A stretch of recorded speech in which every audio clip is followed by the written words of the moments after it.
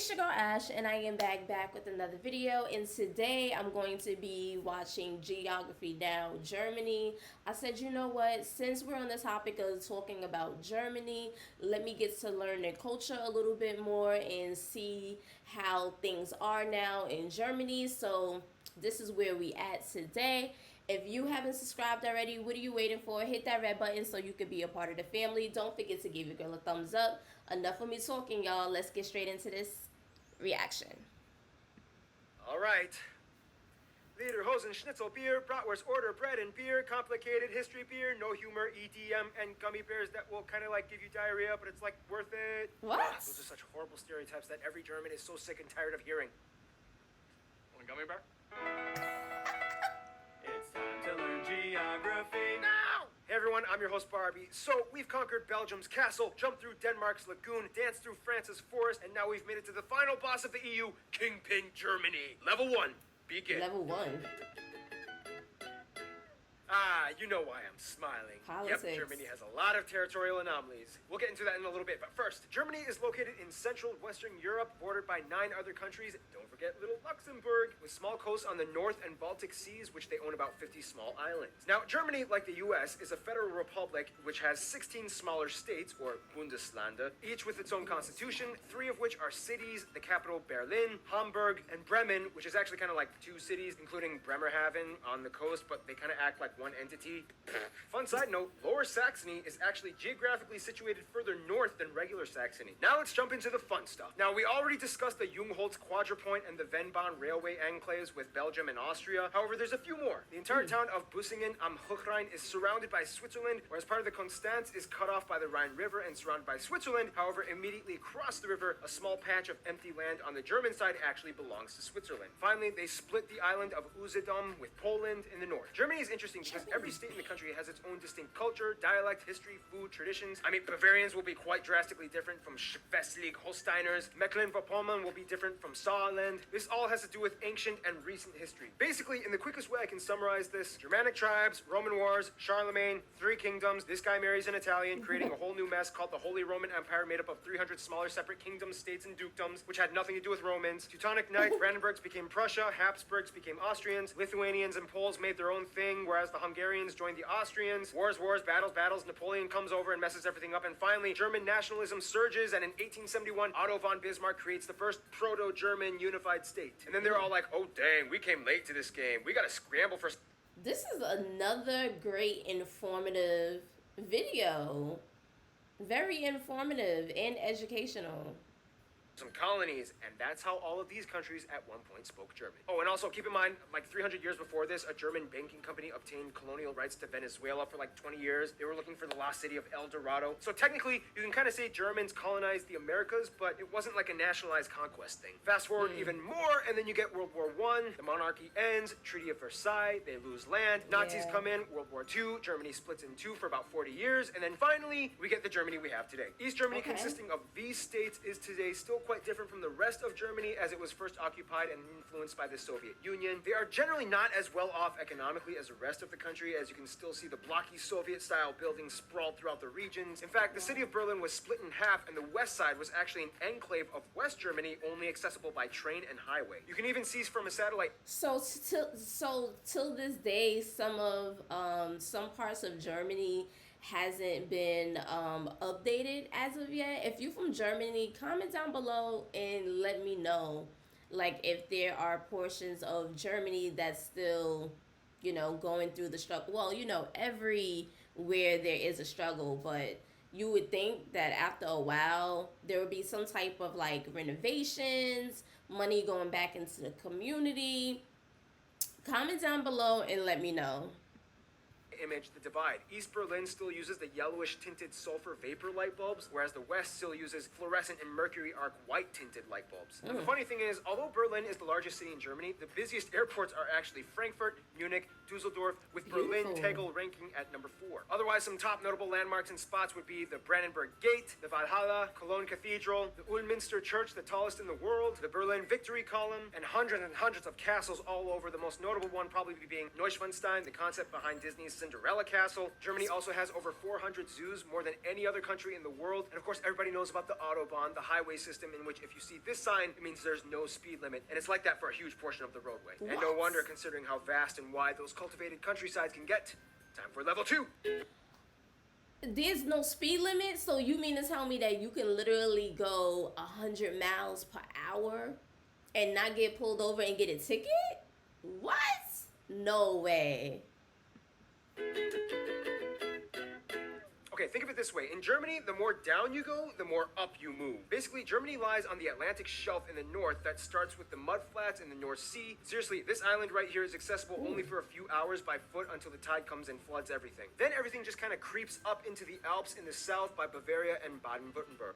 So do Germany get like a lot of do they get like a lot of storms?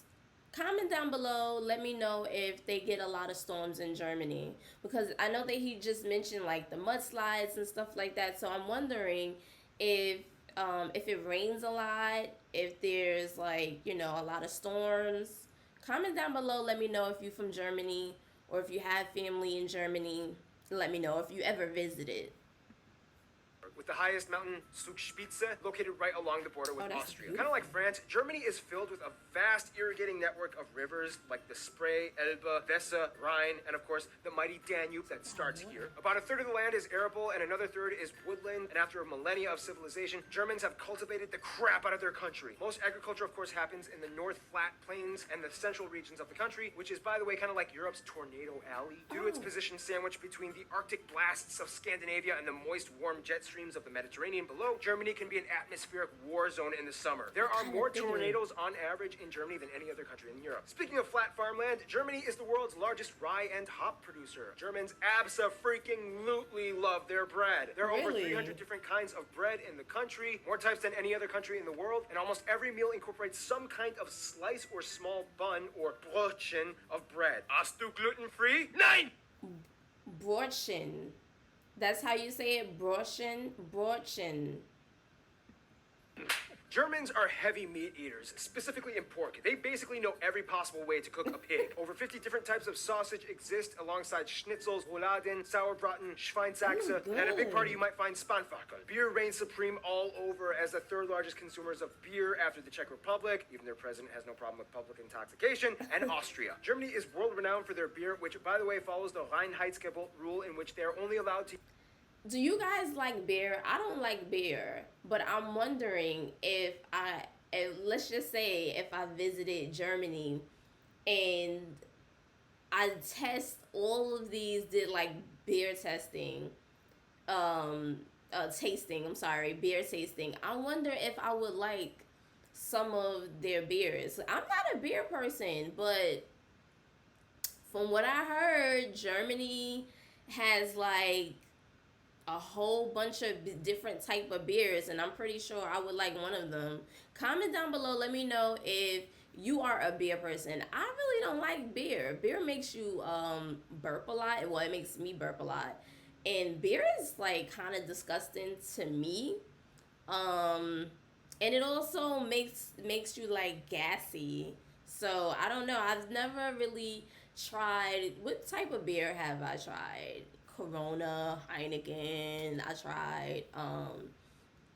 Literally never drunk a whole bottle. Just like took a sip and was like, it's not for me.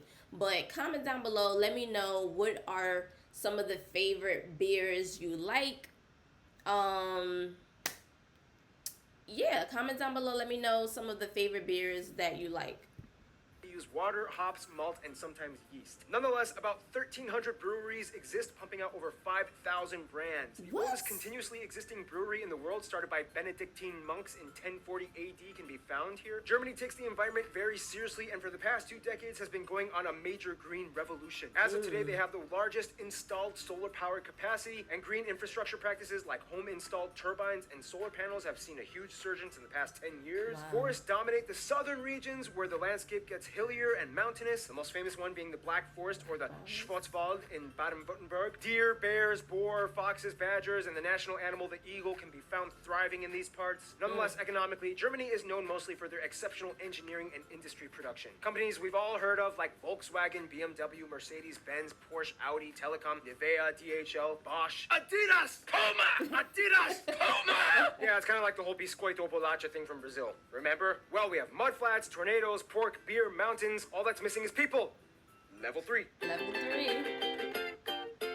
Fun little side note, in Germany, this is 3, not this. Now, if the EU was a family, Germany would kind of be like the dad who got out of rehab, reconciled with his wife and kids, and is taking his new life very seriously as he is haunted by the demons of his past every day. First of all, the country has about 82 million people and is the most populated in the EU, second most in Europe after Russia, and has the 4th largest nominal GDP in the world. About 80% of the country identifies as ethnically German, 12% other Europeans, mostly Polish, Italian, Dutch, and so on. Turks make up about 3.5%, Asians at 2%, and the rest are made up of other groups like Africans and Americans. Also, they use the euro, they use the C and F type outlets, and they drive on the right side of the road. Germany is without a doubt a global powerhouse. It is the strongest economy in the EU and makes up about 16% of the union's population. It's the 3rd largest exporter and importer of goods in the world. After the United States, Germany is also the 2nd most popular global migration destination. Germany experiences a high standard of living, tuition-free universities, if you get accepted that is, a mostly government-subsidized universal healthcare system, about a quarter is still privatized, and state pension for retirement at age 65. Now, when it comes to language, things get a little tricky. Each state kind of has their own type of German. However, to get by, most Germans learn how to speak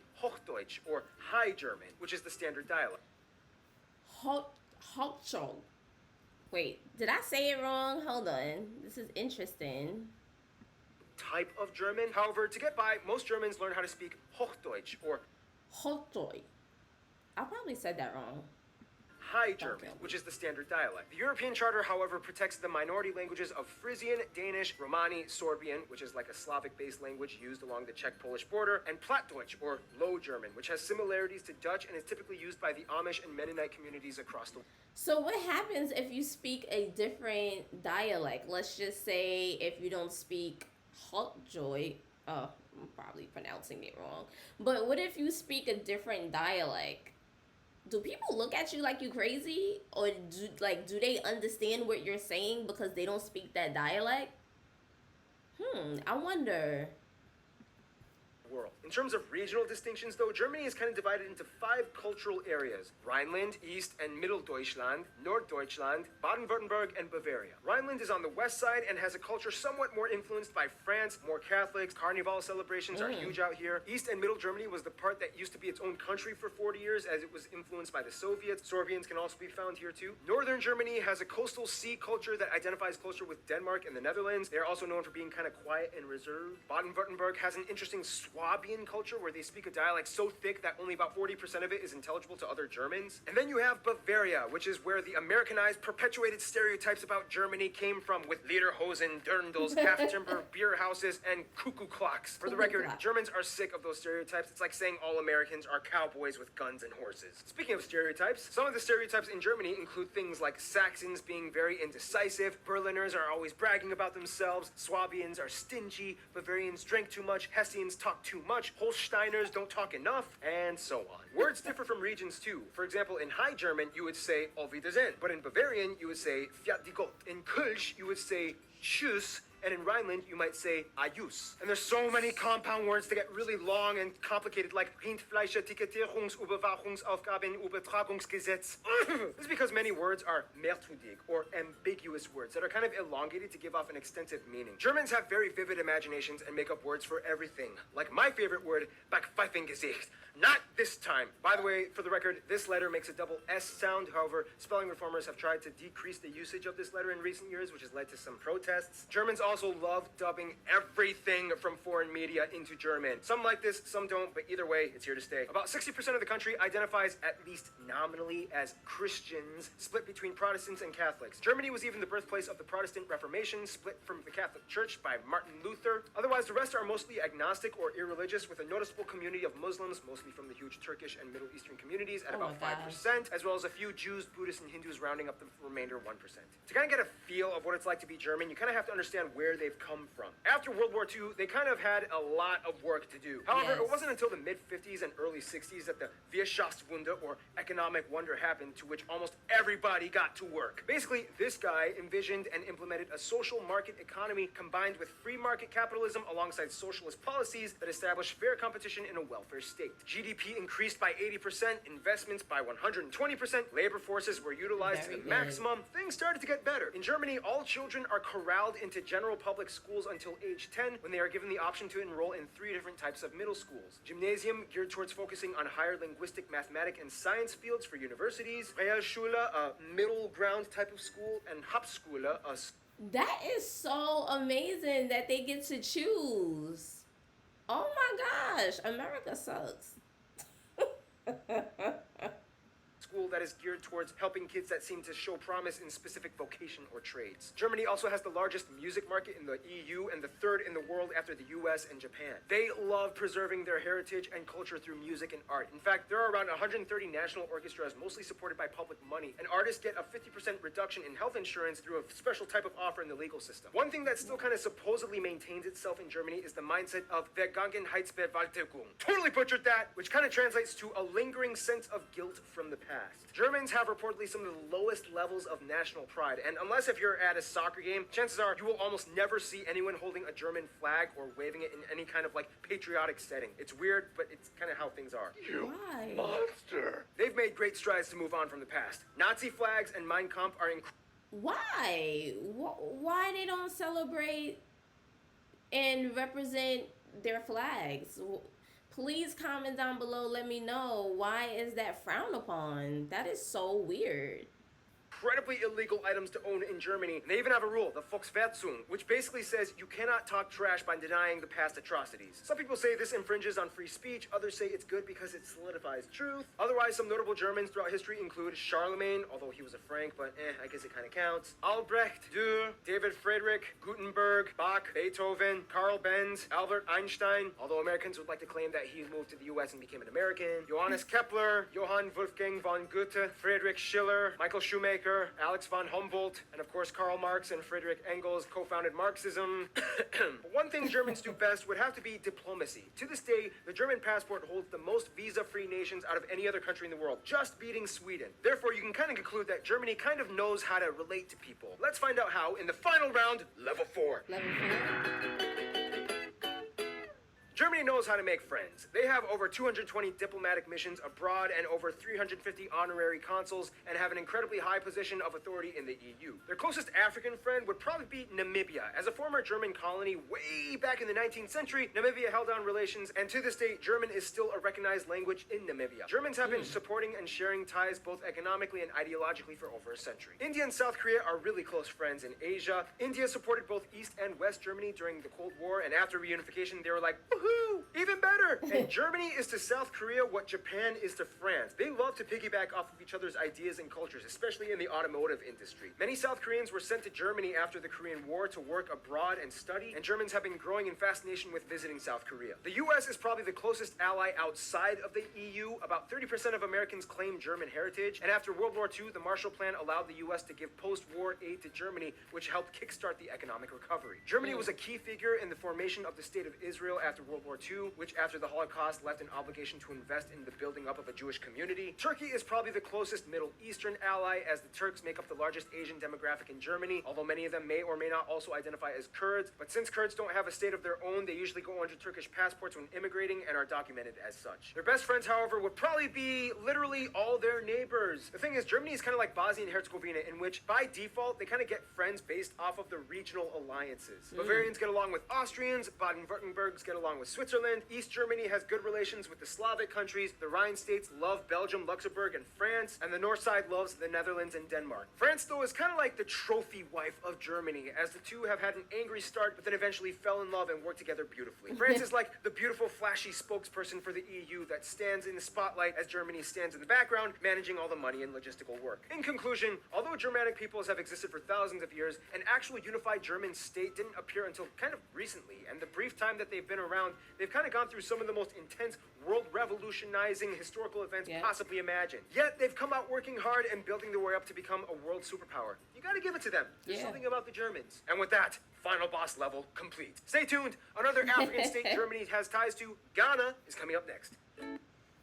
Oh my gosh, that is so amazing. I would love to visit Germany, try their food, try their beer, the bread, and just to see how beautiful it is. I'm pretty sure it's beautiful in Germany as well. And I'm pretty sure there's like so many as I can see that they have like a lot of temples, cathedrals, and stuff like that. So it'd probably be great to, go there, visit, learn about their culture and stuff like that. Comment down below and let me know what other videos you guys would like for me to react to. This is a video that I actually picked because I'm like, you know what, since we're on the topic of Germany, talking about Germany, I wanted to see, how their culture is, what it looks like, and stuff like that. So I do have a better insight on how things look and stuff like that. So comment down below. Let me know if there's any other reactions you guys would like to see. Don't forget to give your girl a thumbs up, share, all of that good stuff, and I'll see you guys in the next video. Bye, fam.